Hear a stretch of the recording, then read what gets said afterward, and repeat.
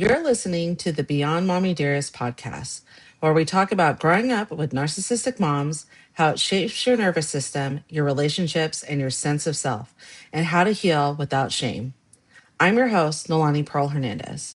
Today's episode is sponsored by plant-powered body care that actually works. Today's guest is Adriana, a narcissist abuse recovery coach, and the voice behind Let's Get Your Shift Together. Adriana helps survivors stop second guessing themselves, understand what actually happened to them, and rebuild a life that finally feels like their own. Her journey started with years of confusion, people pleasing, and chronic pain that no one can explain until she uncovered the connection between trauma, the body, and narcissistic abuse. Adriana, thank you so much for joining me today. I absolutely love the work that you're doing on your on Instagram. It's tell me what it is because I don't want to because I always read it as let shit.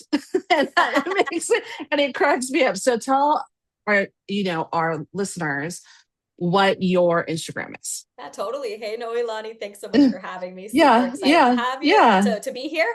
yeah. My Instagram is Let's Get Your Shift Together. All one Yes. word, shift with an F.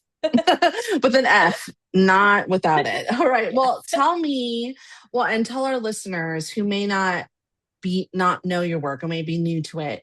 Can you share what originally called you into supporting survivors of narcissistic abuse? Yeah, so this is going to sound really random, but chronic pain.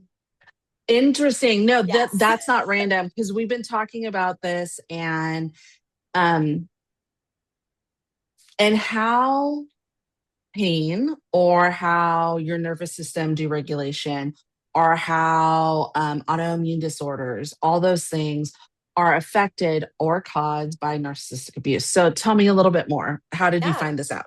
totally. So in 2015, I Mm-hmm. got my wisdom teeth removed, basic routine thing. Mm-hmm. And then it was just like a downward spiral of hell. So I ended up with, Interesting. yeah, Mm-hmm. it was Mm-hmm. crazy. I ended up with migraines, TMJ Mm-hmm. dysfunction. I Mm-hmm. got Mm-hmm. carpal tunnel syndrome. I had to get Whoa. surgery on one Yeah. Oh hand. You my can goodness. probably Yeah. see my Yeah. little scar Yeah. somewhere. Yeah, Yeah. there I it see it. is. Yeah. Yep. Yeah. Yeah, it was wild. And this was like before age 30. And then, Wow. yeah, and Mm-hmm. then like I was in physio, doing acupuncture, like Mm-hmm. Botox for Mm-hmm. migraines, medical Mm-hmm. marijuana, all the things you can Yeah. Yeah. imagine. Yeah. And then in 2018, at the ripe old age of 30, I Mm. get shingles in my mouth.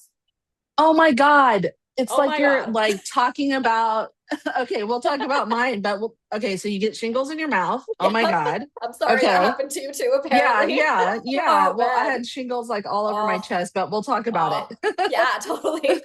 Totally. And this was actually my second time getting shingles. I got it when I was like 23 on like my lower Oh my back. gosh. Yeah. Okay. But in Yeah. my mouth, oh my God, it was just like Yeah. a whole shit Painful. show. It was the Yeah. worst. Yeah. And then Okay. I was doing this like stupid jaw treatment to like Hmm. realign Hmm. my face and maybe Yeah, I yeah. wouldn't have migraines anymore. It Right. was it Okay. was bullshit, which we'll get to that. Yeah, yeah, yeah, yeah. And yeah, basically, I ended up with something called trigeminal neuralgia from the mouth shingles. It's nicknamed the Okay. suicide disease because that's Oh how my painful it gosh. is. Yeah. Okay. So Uh-huh. I'm 30 at the time. I'm telling my Right. husband, look, like I'm going to give you another 10 years before you're probably going to have to call yourself a widower because if Yeah. 30 is this bad, I am Yeah. terrified of what Right. age has in Exactly. store, Mm-hmm. right? Like it's Mm-hmm. going to be a Mm-hmm. disaster. And like I'm already like in agony every single day. Like Right. I don't know how much longer I can do this Right. for. Right. And yeah, so then it was January of 2019. Mm-hmm. I'm, doom scrolling on Facebook, minding my own Right. business. And the Right. algorithm had just started getting kind of creepy at that point where Yeah. it like knew Yeah. things. Mm-hmm. And I Yes. get this, Yes. yeah, and I get this ad for an app called Curable. And it's marketed for people with chronic pain. And it says, like, this Interesting. app can take away your pain. Mm-hmm. I'm completely desperate because I've tried Yep. absolutely everything. Yep. I'm assuming this app is maybe going to like hypnotize me into thinking I'm Right. not in pain or like Right. something Something. something Yeah. stupid like that. Yeah. Yeah. And impulsively I buy a 1-year subscription for it. Mm-hmm. Mm-hmm. I open it up And immediately I'm pissed off because it's telling me about Yes. Yeah. it's telling me about how chronic pain is because of repressed emotions from childhood trauma. And I'm Yes. like, okay, well, I know my mom's a narcissist, but I don't have childhood trauma. I don't have Right. repressed Right. emotions. I Right. don't have Right. emotions. So Right. I Right. like completely rejected this right away. And then, Mhm. I'm pissed off for 24 hours, but Right. I'm still in pain. So Right. at that point, the Anything. next day, Anything. I'm like, Right. fuck it. Let's see. Yeah. Humor me. Let's see what Yeah. happens. Yeah. Yeah. Right. So I start Mm-hmm. using the app. It's like, actually helping me. In Mm-hmm. my first 2 weeks of using it, I had like a 20% reduction in my overall Wow. pain. Yeah. And Wow. I'll never Wow. forget this. Yeah. I'll never Wow. forget this. I was with my husband. We're at our old place in our kitchen. Mm-hmm. And I had my first 5 minutes of no pain. And I was literally like, am I going to look down and see my dead body? Like, did I die? Right. Right. Like, Right. Right. What's because I going was so on? Right. confused. Like, I've Yeah. never had this like no pain. Right. And it was Right. just the weirdest thing.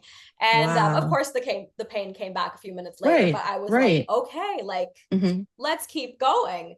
So I'm Mm-hmm. Mm-hmm. uncovering all this stuff about, how Mm-hmm. this was actually childhood Mm-hmm. trauma. And I had to repress Mm-hmm. my emotions to stay Mm-hmm. safe Mm-hmm. from my now late narcissistic mother. Mm-hmm. And Mm-hmm. it Mm-hmm. just all made sense. And then within 4 months, I was pain free.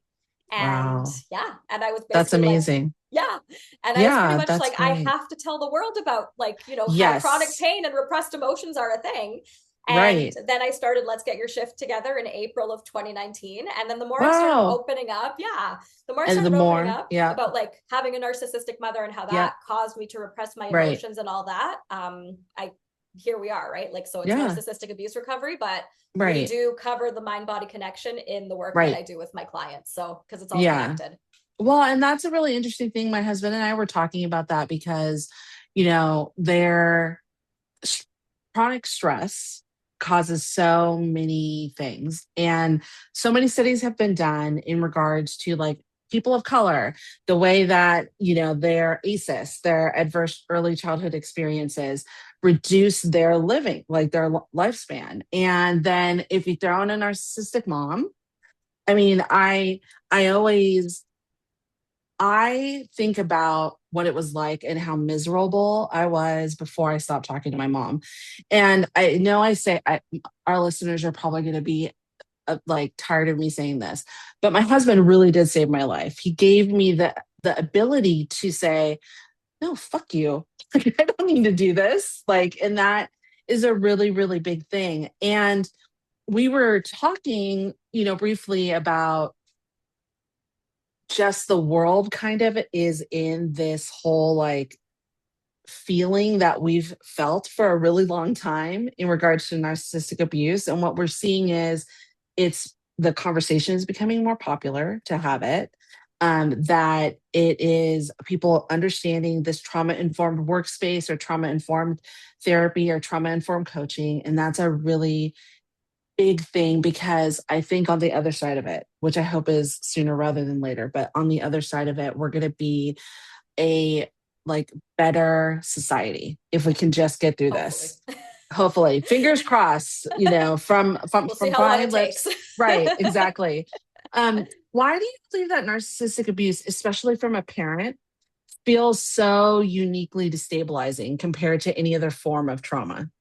Totally, because your parents are supposed to be like your source of safety, right? So Mm-hmm. it's like, Hmm. this is how you learn how to human, this is where Right. you learn Right. about the world and all that. Right. And so when you're learning that from someone who's like just such a psycho hose beast, for lack of a better term, Yes, yes, I love this. Okay. Yes, that's the best it's term. Yes. totally, That's what it's it is. exactly. And like Yeah. you just learn like that you're awful. There's Yeah. something fundamentally wrong with Right. you. And like, no one's gonna ever love you or put up with your bullshit or whatever. And, Right. you kind of, when you're a kid, you have no choice, right? Like you Right. have to trust your Mm-mm. parents. Right. And it's you're vulnerable, Yeah. you're a Yeah. sponge, you're absorbing the world. Right. And so this is the foundation that you get in life. And then you Hmm. go out into the world and you think like, okay, like, so this is what love is, because you literally don't know Yes. anything Hmm. different.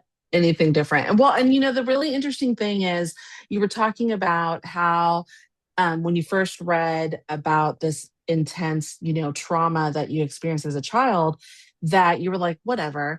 I mean, I had the conversation yesterday with my husband. I was like, I don't remember a lot of my childhood. Same. And I was like, as I started reading about this information, what I realized was my childhood probably was really, really messed up. Like I remember my daughter being born, and that's pretty much like when my life began because that was when I started the low contact with my mom because I was like, I don't think that you're safe around to have my Yeah. kid. Yeah. You And gotta protect her. then, right. And then no contact came pretty quickly. Well, it took me a little while, but no contact in the last 11 years. And I have to say, my life has been better as a result of it. It'll be 11 years in April. Congrats. Um, Thank you. Can you, and one of the things that I really went through was, and I went through it alone because nobody was really talking about Yeah. it, right? And Same. you have idiots like Mel Robbins and Oprah saying, hey, and yes, I Yep. did call them idiots, saying, hey, stop being a spoiled brat and talk to your mom. I'm like, okay, Yeah. Get your head out of okay. your ass and learn Yeah. about reality. Right, Idiots. exactly. And so why is it so common for survivors to feel that intense shame when they need that boundary from their parent or and for us for our moms? Yeah, because of idiots in the world like that, right? Because Right. it's, it's the way I see it is like if someone is that ignorant that they Mhm. can't conceive of Mhm. like Mhm. not everyone had the same childhood and the same Right. mother, Right. you're Right. either like an absolute moron or Right. you're an abuser Yes. yourself. Yes, 100%. And the jury's still out, considering all the files haven't been released. So I won't make any assumptions. I won't make any accusations or anything, but I will say that, in one of our episodes with a friend of mine, Victoria, we were talking about Harlow's monkeys. And with Harlow's monkeys, there's like this whole psychological experience our experiment where they give a wire monkey with food and a wire monkey that has a terry cloth on it. And baby monkeys cling to that mother that has the terry cloth. And we've seen it like with Punch the Monkey, everyone's losing their mind because, Punch's mom's a narc, like she's a narcissist, let him go. But what we see is in human form Yeah. is that we as human beings rather like cling to that cold wire monkey are like our moms who like have no nurturing abilities, none of that stuff, just so that we can survive. Yeah. So how do you see that like showing up? I don't have any brothers or sisters, and I thank God every day for that because they didn't have to deal with it. Yep. And I didn't have to compete against a golden child or be triangulated or any of that stuff. But when narcissism comes in the family system, how do you see this type of thing show up? This like clinging to the person who's the nurturing one because that attachment is for survival. Right. Well, it's like it's conditioning, right? It's hardwired Mhm. into you. That Mhm. trust is built in between a mother and a child. So there's literally, like I said before, there's no choice on the child's end, right? It's literally all Mhm. they know. And so no matter how much logic you kind of throw at the situation as an adult, and Mhm. you can see it's once you like really understand narcissism, it's pretty black and white. These people are Right. unsafe. But when Yeah. you're in that bubble and you're the one who's been abused for that Mhm. long, emotion overrides logic. Yep. Every time. And that's a thing, right? Because we talk about teenagers. Teenagers are little emotion bubbles, right? Everywhere. We have two of them right now and then our older Oh, kids. And so sorry. we Good luck. they're they're fantastic. I love them. They crack me up. And so, we know that teenagers are kind of ruled by that emotion. And we when we see that emotion, especially come up, and I think this is how our moms manipulated us. Well, me, I know for sure, and others that are listening, is they show like that little bit of emotion. It's like, here's a tiny little Yeah. breadcrumb. And you're like, well, they gave me a breadcrumb 25 years ago. Exactly. They're probably going to do it again, right? Exactly. And that maddening is the other thing that drives you crazy, right? You're just waiting and you're waiting and you're waiting for that. And, you know, we are humans, so we can hold two complex feelings at once. And like for me, I always say, I love my mom because she had me, but my mom's a piece of shit because she, did all the things she did to me. Mm-hmm. And that's us being a human. Can you explain maybe why survivors still crave that connection from that abusive parent? Even when, like, intellectually, we know that it's unsafe. So, maybe we've pulled away, we've gone no contact, low contact. Why do we go back as a result of that? Yeah.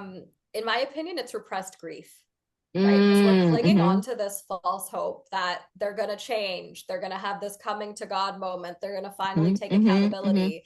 We got hmm that one little breadcrumb 25 hmm years ago. Yeah. Hmm. And that's what we cling on to because we're not, we don't know or Right. we refuse to because it's not Right. safe to feel your emotions because that's what you Right. learned your whole life. And Right. so you're not doing the grieving that you need to do about the mother that you never had, the mother that you wish you Hmm. had, the mother that you hmm deserved, the childhood you hmm missed out on. And people don't do that inner work or don't even know that you Right. can. And so Right. it's, in my opinion, it's because that inner work hasn't been done fully yet. And so you're still going to cling on to that little piece of false hope because you haven't properly grieved the situation. And yeah, you do have to grieve someone who's still alive if the parent's still alive. Well, and that I think is a really important thing, that you still have to grieve them, because I think that you can't get to the other side of who your mom really is. And grief is, there's the five stages of grief that we talk about, that Elizabeth Kubler talked about, and they're not linear. So you're going to go through denial, which is like, I can't believe this is happening. Yep. Why is my mom such a piece of shit? You're going to get really angry, which is, why is my mom such a piece of shit? This isn't fair. You're going to bargain. Well, if my mom does this, or if she does this, then it'll be okay. I can get Mm-hmm. through it. Um, you're going to go through a stint of depression, Yep. and then you're going to go through that acceptance. And they don't happen in a linear fashion, they go back and forth. And I think one of the things that's really important to me is to say that you're not broken if you're going through that. Exactly. Like, it's You're a human. totally normal. Yeah, Yeah. you're You're a just a human. human. It means you're Yeah. alive. Yeah, exactly. I think that's a really important thing to say. Now, you indicated earlier that it was chronic pain. I talked about, like, for me, stress, like shingles. Like, you're the first person that I've met that has gotten shingles under 50. Wow. Like, where, and I remember my doctor saying, you are stressed out. This is because of stress. And it Yep. wasn't because my mom I wasn't even talking to her. It was Yeah. just, she was leaving messages and leaving messages and leaving messages. And I was going through it. So I think that I think that any trauma really kind of reshapes your nervous system Yes. long term. So for us, it showed up in certain ways, but how would someone kind of see that as they're like thinking about, is my mom a narcissist? Am I in a narcissistic relationship? How can how can you tell us how this can really reshape your nervous system long term? Yeah. I mean, if you're walking on eggshells, right, Mm-hmm, your nervous mm-hmm, mm-hmm. system's activated.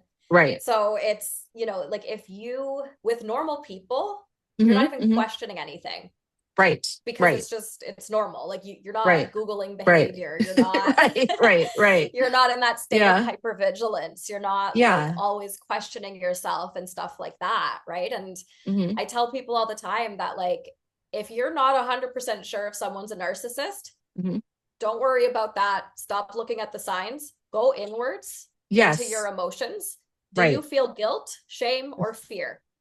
I tell my That's. clients all Hmm. the time, these are the three musketeers, and add Hmm. on to Hmm. that confusion, sense of obligation. If you feel Yeah. any of those things around this person, whatever you want to call them, it doesn't matter. They're bad news. Right. Well, and that's really good, like, to help people understand that, those three things, and then adding those things on, because it is like, right now there's the whole like, oh, they're a narc, oh, they're toxic, like it's commonplace. And it does take a special diagnosis, which narcissists are They so don't get. rarely diagnosed. Exactly. They don't They think don't go to anything's wrong with therapy. them. Yeah. Yeah. So, but in the DSM, there is, certain traits that they have to have. So even if they have narcissistic tendencies, or even if they're an asshole, like anything that makes you feel any of Hmm. those things kind of spike. And for abuse like survivors, sometimes that like we bury those things down, Of course. are, whether or not we are going to do certain things or feel certain things. And I think for me personally, it's always in my stomach. So Hmm. if I start like, if we're talking about a stressful situation, if I'm in a stressful situation, my stomach always starts to hurt like Yep. instantly.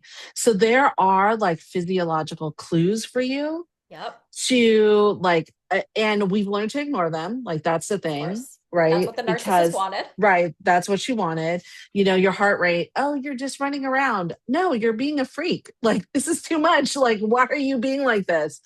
All of those things I think are really like important for you to like come back to as you're Yeah. healing.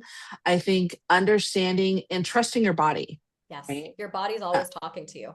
Right. And it could be heart palpitations. It could be, you start to sweat. Mine is my stomach. It's always my guide for me. Hmm. How do you, when you're dealing with your clients that either like operate in that hypervigilance? My hypervigilance comes out whenever there's conflict. So like I will start cleaning the house, like cleaning the counters, like one spot over and over again. I'll focus or ruminate on things. Um, or if I've had like a long day of a lot of clients, because I tend to absorb a lot of things, I will like lie on the couch and fawn and I'll just doom scroll. Right now that we have that, that's what I do. How do you help your clients understand that these things, right? Whether it's the fawning, doom scrolling, their hypervigilance, the people pleasing, are adaptations and not character flaws for them. Yeah. So, I always bring it back to repressed emotions because Hmm. that's what it is, right? Like if you're fawning, you're Hmm. doing that for a reason because you're Hmm. Hmm. repressing guilt, shame, or fear, right? Yeah. You're trying Hmm. to prove yourself to the narcissist in your life. Why? Right. So it's like Yeah. I tell my clients, you have to get curious Hmm. about your behavior, about what you're feeling, because Hmm. any of that behavior, right? The fawning, the freezing, the fight or flight, Hmm. the perfectionism, the Yes. overachieving, the doom scrolling, the go, go, go all the time, Hmm. Hmm. whatever you're doing whatever you're doing, it is to Yeah. distract yourself from a difficult emotion. And you were Hmm. taught at a young age that it's not safe to have these emotions. So you had Hmm. to repress them. So you Hmm. have to keep reminding yourself that it is safe to feel my emotions. And Hmm. when you Hmm. catch yourself, even if you catch yourself the next day, it's still a win Right. because we've gone Yes. decades not even Yeah. knowing any of this stuff. Yes. Right. So, like, Yeah. never Yeah. ever beat yourself up if, like, it's like, oh my God, that's what I was doing last week when Hmm. I was ruminating. Right. Right. That was Right. distracting me from the emotion of like fear or whatever because Right. I was Right. scared that, my mom was going to yell at me or whatever it Right. is. Yeah. At least you figured it out. And the Hmm. more that you kind of reflect on those moments, you start recognizing which emotion was repressed and why. Hmm. Hmm. You start rewiring your own brain, Right. right? Yes. Because it's like you're Yeah. teaching your brain that I'm not going to die from feeling Yeah. this emotion. Yes. And Yes. the consequences of not Hmm. feeling that emotion, right? Like Right. it's really, you kind of, I hate to put it this way, but like my clients or anyone wanting to heal, you kind of have to be in like a state of desperation to like not waste Yes. any more time on this bullshit Yes. in order Yes. for it to really stick, right? So Right. it's like you have to Right. recognize you only live once, you only have so much Yes. time on this planet. Yes. Just do Hmm. the freaking work.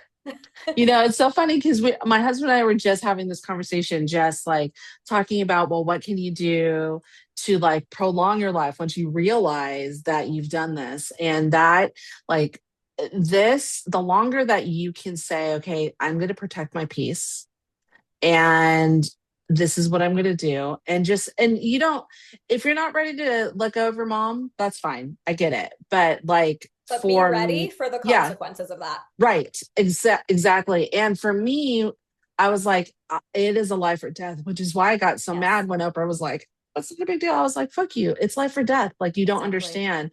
My nervous system is collapsing on top of itself. Yep. And I'm thinking that everything is a danger. Yeah, That, and I exactly. think that's the big thing, because maybe you say to yourself, okay, well, my mom's not that bad, but it is not just the abuse that she's like giving you at this moment. It is the effects of that. So everything is danger, right? And Exactly. for me now, one of the really funny things is, because we moved a lot as a result of, you know, my mom being bad with money, my dad being bad with money when they got a divorce. Anytime my husband moves furniture in the house, like let's just say we're just like changing things around, we want to change it up, I like start to panic. Mm-hmm. And he doesn't do that often, but I start to panic, and I realized that that was the click for me. I was like, okay. And now I just get frustrated, and so now I'm trying to get past the frustration to be like, no, this is our home. You know, this is where we live. And as a result of that, we can make it, we can have things however we want to. Yeah. So that I think for a lot of people who are going through this work, is there is a light at the end of the tunnel. You might feel like you're on fire or you're burning. Like I constantly always like, conflict makes me feel like I'm on fire. Yep. Like I want to tamp it down. Um, you will get to the other side, either by no contact. That's number one, right? Your mom's not around, Mm-hmm. and you're like, okay, I'm alive, I'm good. Or perimenopause, and I say that because you're like, whatever, I don't care, right? And the blessing is if they happen together. So if we can Yeah. get them together, that's a huge thing. Yeah. um, what do you believe is some early and gentle steps that someone can take when they're just beginning this journey? Let's say they're just starting, maybe they've gone no contact for, a month. How can they be gentle with themselves? Yeah, I mean, just really kind of connecting with your inner child and recognizing that Hmm. you had no shot in hell, Hmm. right? Like none of this was Hmm. your fault. There was nothing you needed to figure out as a kid in order to Hmm. prevent anything, right? Like Hmm. you Hmm. were duped, you Hmm. were dealt a shitty hand, Hmm. and Hmm. like it's okay to let it suck, Hmm. right? Let Hmm. yourself be upset about it. Let yourself Hmm. feel exactly how you feel about it. Maybe don't Hmm. tell a lot of Hmm. people because not that many people are going to understand. And, Hmm. Hmm. that's That's okay. 99% of people in most Yeah. cases that don't Yeah. get it. Yeah. Yeah. And that's, again, not a character flaw on your end, right? It's No, like not at a all. lot of the times it's like, if you're lucky enough to find, you know, a coach or like a group or like a Hmm. community or Hmm. something that Hmm. gets it, great. But not everyone has that or has Hmm. access to that. And so Hmm. you have Hmm. to kind of become your own best friend, which can be Yes. a little intimidating. But at Yeah. the end of the day, like one day at a time, one Hmm. baby step, one emotion at a Hmm. time, and Hmm. just focus on now. Like, don't look at the whole staircase, just look at the next step. Right. Yeah. And I would say that, like, I, I'll say it again. My husband saved my life because he understood the abuse. Like, he understood the narc abuse. His narc abuse was not from his mom or his dad, who I loved to death. Like, they are fantastic. They're amazing chosen family. I am incredibly blessed. His experience was somewhere else, but he was like, your mom's a narc. And I was like, what? What are you talking about? He's like, she's the narc, and what she's doing to you is not okay. I was like, oh, okay. And that permission was a big thing. And not many people understand that. Yeah. When I say things like, I don't talk to my entire family, people like really question that. Yep. And they're like, well, why? I don't understand. And I'm like, my mom's a narcissist. My dad's side of the family is racist because I'm biracial. They don't understand. They were flying monkeys for my mom. I can sit and talk to you for a really long time about it, or we can just like be friends, and that's cool.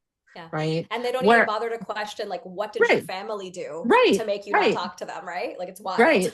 Well, and that's always to me the interesting thing. And like I just had this really great conversation with my daughter because we were talking about, family politics, just the way families run and whatnot. And I said, I haven't done a good job of like teaching you that because I'm like, okay, if you're gonna be on my mom's side, peace out. Yeah. Right. And so that effect does affect her. And it's something that we are learning together because we just have each other and that's okay.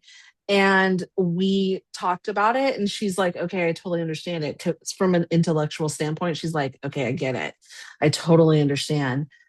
What always this was the excuse that my grandparent, and I love my grandfather, may his like soul rest in peace. But what he and my grandmother did was, oh, she's just an immigrant. She doesn't know. I'm like, no, Yep. everyone knows how to love their kid. Like, Exactly. so, like, let me make this clear. Like, everyone knows how to love their kid, no matter what the language. Doesn't matter, no matter where they come from. That excuse is not an okay excuse. It's Exactly. just not. It's not Exactly. okay. Like, I can't express that enough. So, any person who is experiencing this, and maybe their mom is an immigrant, and maybe that's totally okay. And she Yep. knows how to love. Exactly. That's the My mom thing. was an Yeah. immigrant too, Yeah. and Yeah. like that excuse was used so Yeah. much until I Oh, realized, it drove oh, me nuts. doesn't matter. Doesn't Yeah. matter where you're from. Yeah. Mothers Yeah. know how to love their kids. Yes. And it's so crazy to me. Like, it is an innate, like, very basic foundation animal experience, which is why, I called Punch's mom a narc because, like, well, who does that to their kid? Yeah, Right. a narc. Like, yeah, exactly. So, why do you think, like, going low contact or or no contact is really such a long and painful process for people? Yeah, because that conditioning runs deep, right? It's not Hmm. until decades of your life has passed that you Hmm. even realize that your Hmm. mom's a narcissist or your dad or whoever, Hmm. and you're undoing however old you are, Hmm. years worth Hmm. of Hmm. that conditioning. Hmm. So a lot of people, they'll go back and forth. I did that too. Like, I would Hmm. break no contact a lot with my Hmm. late narcissistic mother. Yeah. Um, Yeah. I would go low contact, try to, Hmm. put myself into a pretzel to kind of like tolerate Hmm. her in certain Hmm. Hmm. situations. Like Hmm. it was not worth it in hindsight. Obviously, she's been You're dead for right. like 6 years now, and it's Right. Right. so freeing. I Um, know. I know. I know. it's great. Yep. So terrible to say, but in this I know. context, whatever. Right. Well, and that's actually that's a good question. And I know like we hadn't discussed this, but one of the things like for me, what I see in the group that I support is like women having like issues because a lot of their moms are older. So maybe care for their mom or whatever. And I'm like, fuck it. I'm Yeah, not caring for my mom. She's yeah, gonna have to figure that shit out exactly. when she goes through all this stuff. And I hate to say that because it makes me seem like, let me be very clear. I'm probably one of the most loving people that I know, and fuck her. Yeah, Like, I can't express that enough. absolutely. Um, Absolutely. And like yeah. it's so entitled for a Hmm. parent to come with this idea that, oh, I'm gonna have a kid just for elder care. No, Yes. Yeah, fuck that. exactly. Yeah. Well, and I'm going to take care of my dad because my dad, I love him to death. Yeah. It's just when I think about my mom, like the only reason why I know my mom hasn't died yet is because she has contact with my daughter. And my daughter is like, I have to say, she is 30. She's super good at like, this is my boundary. She does it with me too. If I'm like asking a little bit too much about dating or anything, she's like, Mom. And I'm like, okay, got it. Right. So she's really good at drawing that boundary for her and her grandmother. Now, I've seen her cross other boundaries and then I have a conversation with her and then she comes back usually and says, "Oh my god, you're totally right." And I remember this one time I was away for a business trip and my mom had watched her and my daughter was really young. She was a 7 or 8 and she called me and she was in tears and my mom was watching her. I was going to be gone for like 3 or 4 days. And she's like, Mom, all grandma is doing is talking about how horrible you are and what a horrible person you are and how much you like, what a bad mom you are. Can you please, please, please call your best friend to come pick me up? Please. And I was like, oh my gosh. So I called my best friend at the time who secretly also was a narcissist, but I didn't quite know that. Yep. I called her and I was like, hey, do you mind picking up my daughter? So, she's got school, but she knew that my mom was crazy too, probably because she was like, oh, she's like me. So she picked her up, and then, I was back in a day or so, and my daughter still remembers that. She's like, so she has like a different shield for her. As soon as she starts to talk about me in any fashion, she's like, nope, that's you and my mom. If you want a relationship with me, we talk about me stuff, but I'm not talking about my mom. Mm-hmm. And I'm actually like really impressed. And I'm going to tell her to listen to this podcast so that she could hear me talk about and hear how I gassed her up and how awesome she is. Cause that's a really like, it's a tool that I never learned, and Yeah. she's learned on her own.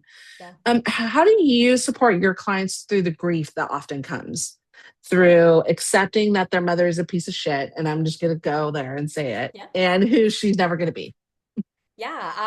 A lot of it is just telling them what they need to hear. Like Yep. I'm sure you've observed in my Yeah. content, I do not Yeah. sugarcoat things. No, So I love it. I love yeah. it. So people come to me for that. Yeah, So yeah. don't work with me if you want things sugar-coated. Yeah, yeah, But yeah. basically like just the hard truths and Mm-hmm. radical acceptance of those hard truths, and just Mm-hmm. making Mm-hmm. space for how you feel about it and letting yourself feel exactly how you feel, like letting it Right. suck, letting Right. it just be like such bullshit that this is the hand you were dealt. Yeah. Yeah, it is bullshit. Yeah. Right? Because no Yeah. one's going to give you that permission to let it suck, because we live in a society of toxic positivity of like, oh, just be positive, Yes. or stop being a brat and call your Fuck you mom. guys. Fuck you Yeah, guys. That's all I have to say totally. about that. It's so funny because I do well, in our other work, my husband and I own a consulting firm, and we do a lot of work with like trauma informed organizations. And one of the things we talk about is, okay, like I understand that you have learned that you can just shit all over everyone. Like that's what I'm going to do. I'm just going to shit all over everyone. And that's not this organization.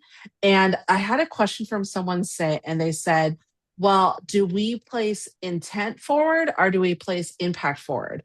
And I was like, it's impact. Like the impact of your word is huge. And we see that all the time. We see it in art. We see what stays with us is the impact. If if an artist says my intent for this art is for you to feel this way, you're like, fuck you. That's not the way that I feel. The impact is this. And I think that's a really, really important thing, because oftentimes our moms will say, well, that's not what I intended when I called you fat. I was like, Oh, hello, okay. impact, right? Exactly. That I think is really important. And if anyone takes that away, is for you to be able to say, okay, I intend to do this, and let me think about what my impact is going to be. Mm-hmm. And that's not an easy thing. Like at the end of the day, if you're thinking like that, you're going to be exhausted. And that's good. That's a good exhaustion, Yeah. to think about what your impact is going to bring. Like, I'm sure there's 1,000 people that I want to be like, hey, don't drive like an asshole. Like, I could be screaming that out the window, but if I smile as they drive by, that impact's different, and maybe they might change their mind. That, I think that's really big. What do you say to people who feel selfish or are being told that they're selfish for choosing that distance? Mm-hmm.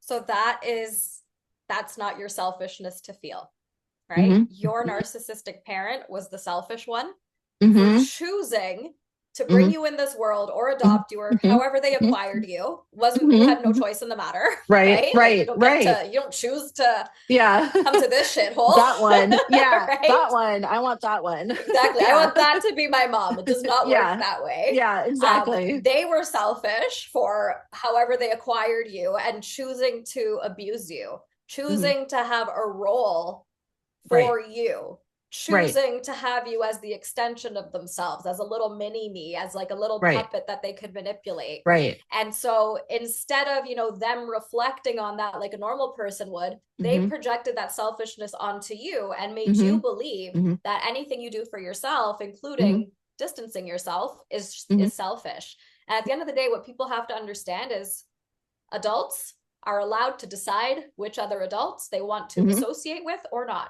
Mm-hmm. relatives included, Right. We right? have So agency. We have agency. exactly, That's the big thing. exactly. And no one's mhm. entitled to accessing you. No. And, that's a really big thing. I think that, I don't know if you have kids. No, child free I by often, choice. Yeah. I love my 4 kids. I love them to death. And, it's just so expensive and all those things. Right. But I know for me, I could have chosen to go down the same path. I could have hurt because I hurt. Yep. And I have confessed that I definitely was a yeller with my daughter when she was younger. But for me, that was just immaturity. I didn't know how to express those feelings with a frustration or whatever was going on. And once I did, I was like, oh my gosh, I'm so sorry that I was yelling at you all the time. And we've had real good discussions about that Amazing. because, the process to be able to process information. And quite frankly, I think that my mom probably created these bombs in my head Yeah, to of then course. create another child that was going to be exactly like that and then be subservient to her and the whole thing, Mm-hmm. which thank goodness that she's not. But I think that, you know, it's never too late to change your mind. That's number one. I always say that. I say that all the time. And it's never too late to say, I'm sorry. Exactly. And I'm going to tell our listeners a hint. When you say I'm sorry, it's just, I'm sorry. Exactly. Nothing else. like, Exactly. like, Narcissists yeah, continue it on with yeah, but right, blah blah blah right, blah blah. right. If you can even Or I weasel did, an I'm right. sorry out of them. Yeah. Yes, exactly. And anybody who says more than I'm sorry is not saying I'm sorry because they hurt you. They're Exactly. saying I'm sorry because they feel some kind of way because they hurt you. Exactly. And that's not the way to do it. And Exactly. how do you think that healing from a narcissistic abusive relationship can change the way people show up in relationships or at work or like in parenting, like we were just talking about? Yeah, I mean, it changes you for the better, right? Like you're not as trusting of people, which can Hmm. sound like a bad thing, but no one's Right. entitled to your trust. It's something that's Hmm. earned, right? And I feel like a Yes. lot of us that were raised by narcissists, we just willy-nilly There, throw here you caution go. to the wind. Yeah. Yeah, yeah, Like, yeah.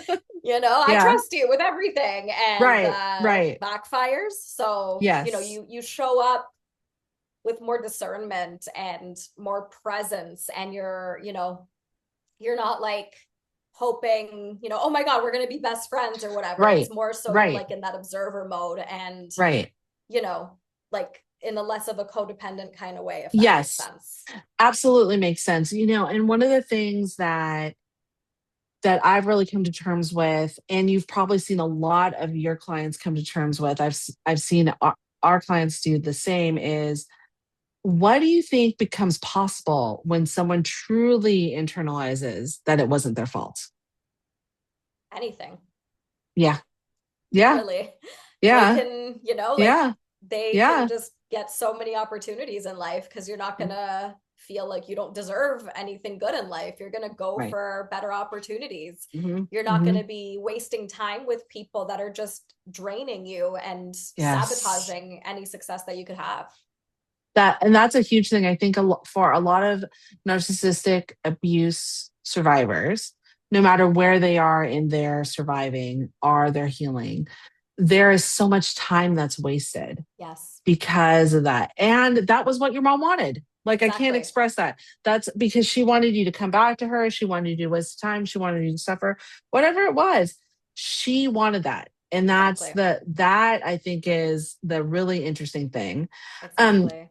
as we like wrap up and you think about the survivors that you've helped, or you think about people who you might be able to help, what gives you the most hope when working with any survivors?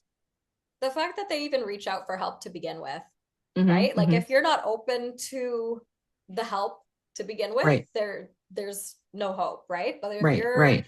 actually showing up for yourself, Hmm. that Hmm. tells me that there's at least a little bit of you that loves yourself enough to know that Hmm. like something's not right here and I need to do something for myself. And that's the biggest gift you can give yourself is just getting Hmm. the Hmm. right support from, Hmm. whoever the right Hmm. person is, not Right, necessarily me in every case, right? I'm not for right, everyone, but like just right. getting that support is a huge gift to yourself and learning how to be your own healer basically Hmm. because you Hmm. have all the answers at the end of the day. Well, and that's one of the things I find really interesting about the healing community is like just like a therapist or a doctor or whatever, you're going to need someone who you feel comfortable with. Mm-hmm. That I'm not always going to be that person. Mm-hmm. And I'm okay with that. Like I don't get hurt about that. Like Totally. I'm like, okay, here's like 10 other people that we've either had on the podcast or that I'm, connected to on Instagram. Go to someone there. That like all I care about is that healing part Exactly. because ultimately like if you're healing then the world every healing person the world becomes a better place. Exactly. What's one thing that you want people to remember or think about when they think about like this podcast or what we're saying? Like what's one piece of information that you want them to leave with? It wasn't your fault, Hmm. right? You Hmm. had no choice. Hmm. You were forced into this situation. Hmm. You Hmm. had no idea what was going on. Hmm. And the fact that you found out, right? And like, Hmm. I don't care how old you are, Hmm. Hmm. you Hmm. figured it out in this lifetime. Right. And that's all that matters. That's huge. Um, that I think is a really beautiful thing. And I think for any person who's experiencing narcissistic abuse, whether it's familial or romantic or whatever it is, it isn't your fault. And it doesn't matter when you find out. If you find Exactly. out, there's one person who I had on the podcast who's a friend, she 33 years into marriage, she figured it out. Yeah. And she was like, She all right, she peace found out. out. Yep. Yeah, she figured Yep. it out. We're going to put in the show notes how to get a hold of you, how to connect with you on Instagram, how to get your work. But I just want to say thank you for being one of my sisters in healing and breaking the cycle. I can't thank you enough for being here. I've Thanks for having absolutely me. loved getting to know you and would Likewise. love to have you back on Of because course. narcissism is never going to end. So we Exactly. have tons of stuff to talk about. So thank Totally. I'd you. love to come back. Thanks so much for having me. Yeah, thank you. So much for being here with me today and for naming things so clearly in our community. The way you talk about rebuilding self trust and showing up with discernment, it really matters more than you know. If this episode resonated with you, make sure that you follow the podcast so you don't miss what's coming up next. And if you know someone who is still trying to make sense of what they went through, send this to them. It might be the thing that finally helps them. Thank you for listening to the Beyond Mommy Dearest podcast. You're not broken, you adapted. Healing from a narcissistic mother is real, possible, and you never have to do it with shame. I'm your host, Nolani Pearl Hernandez, and until next time, take gentle care of yourself. Your skin is a part of your nervous system, and taking care of it is essential to overall balance. Our products are specifically formulated to nourish your skin and bring it closer to homeostasis with every use. Start feeling better in your body today with the Happy Cannabis.